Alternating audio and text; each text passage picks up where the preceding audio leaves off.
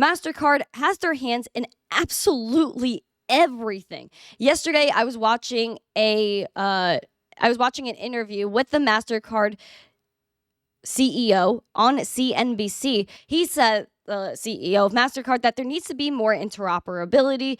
There needs to be an easier way for blockchains to interact with one another, because you're on one chain, you need to connect to the other. And he's saying that's the reason why crypto really hasn't taken off yet.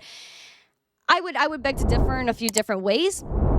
However, I do know that MasterCard has their hands in, like I said, absolutely everything when it comes to crypto. Look back to November. MasterCard was looking to file 15 metaverse and NFT related trademarks. So that way they could process payment cards in the metaverse, an online marketplace for buyers and sellers of downloadable digital goods, virtual reality events. Their next trademark filing was for their priceless slogan, consists of multimedia files such as artwork, text, audio, and video that are authenticated by NFTs.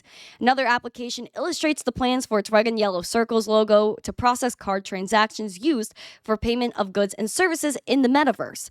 Among other virtual worlds, they wanted to add MetaCard's name to cultural events, concerts, sporting events, festivals, and award shows in the metaverse, as well as to financial education seminars and programs. They're also working on central bank digital currencies. At MasterCard's website, they'll tell you themselves that 90% of central banks are engaged in some sort of CBDC work. They wanted to make payments simple, and that's why their CBDC card solutions enable end users to spend their CBDCs easily at any of the 90 million plus merchants globally. MasterCard is introducing a token network. So that way, again, they could bring interoperability to crypto, because they feel that they need to create all of these things, and they're probably, again, going to be centralized. So just take everything here with a grain of salt. And towards the end, they'll tell you, again, what they are really out here to do. Network just introduced what it's calling the multi-token network, which is aimed at financial institutions, fintech companies, and businesses. It would allow various parties to interact on the same network in an interoperable way. And this is the latest initiative from MasterCard, which has rolled out other capabilities to make activity on this network more secure, scalable, and of course, interoperable. The company says it's testing various capabilities the network can be used for, beginning with tokenized bank deposits. For our main story, Crypto World's Talia Kaplan spoke with MasterCard's head of crypto, Raj Damodran, about the new network. He breaks down what inspired the multi-token network to come about and what the company's trying to achieve by launching products and solutions focused on blockchain technology. You have always said that instilling trust is a critical step towards realizing the full potential of the blockchain ecosystem. And today, MasterCard is building on that theme, introducing what's called the multi-token network, or MTN.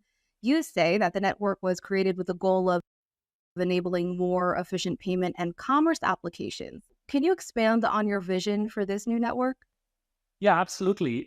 As you've seen, the crypto sector as a whole has a lot of innovation going on in terms of foundational technologies. We're also seeing the financial institutions and central banks get involved in this, wanting to take advantage of the innovations that are in there to help power a new breed of financial technology as well as innovation, right? But in order to fully take advantage of that underlying technology, we think there need to be few foundational places in place before application developers, fintechs, take full advantage of it. And that's the reason we are talking about MTN today, which is a combination of these technologies that solve for these foundational issues. Expanding on what you just said, I understand MTN aims to meet what you say are 4 key industry needs, including trust in technology and consumer protections. Can you take us through? Keep in mind, we don't need anyone to build trust with crypto, because we already know that we can trust the networks because they are decentralized, and we could do permissionless, trustless things, whether that's transactions, taking loans out, doing things on DeFi, on the blockchain. The first one, really for financial institutions or any the fintechs and businesses to develop applications, is really knowing who you're developing for, the identity. Knowing who the person is on the other side of the transaction is such a foundational thing for formal financial applications. We think that should be the number one building block that is needed. So we took the first step on that by launching the MasterCard Crypto Credential earlier this year, where people are starting to use it for powering cross-border transactions. And that kind of identity mechanism that is purpose bound to the kind of transaction and the interaction that you need to have is key to building any successful application. They want to make sure that they know who is on both ends of the transaction. So they want to track everything you do, every single thing. They said they want to build the foundation. They are the ones that have to instill trust in this technology. We want privacy. We want financial sovereignty. This is trying to literally surveil you. Now, we think the financial institutions are handling all of the deposits for consumers and businesses. And to date, that hasn't gotten the power of programmability and immutability and fast normative value that the blockchain technologies offer. It hasn't benefited from that.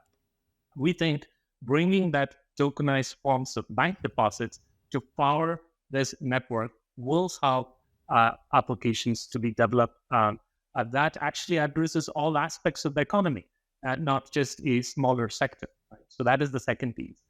And the third piece, which you alluded to already, is the technology itself.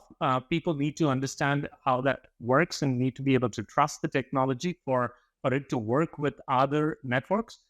If you provide a blockchain-based network, it needs to interact with the real world. It needs to provide transfers of value, make sure that it can be trusted and scale. So that is another aspect. But none of this comes together without a common rule set that everyone can follow, where consumers and businesses are protected with the right set of protection. The reason why we are in DeFi, we are in crypto, is because we are here to do what we want to do without your permission. See what they're trying to do? They're trying to take crypto and take it for themselves. You're beginning to test this new network, so I'm wondering, where does MTN stand right now? I believe you're kicking off the beta version in Europe soon?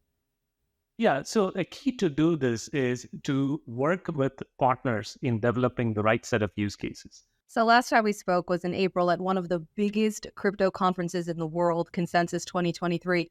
That's where you revealed what's called MasterCard Crypto Credential, which you brought up today earlier in this conversation.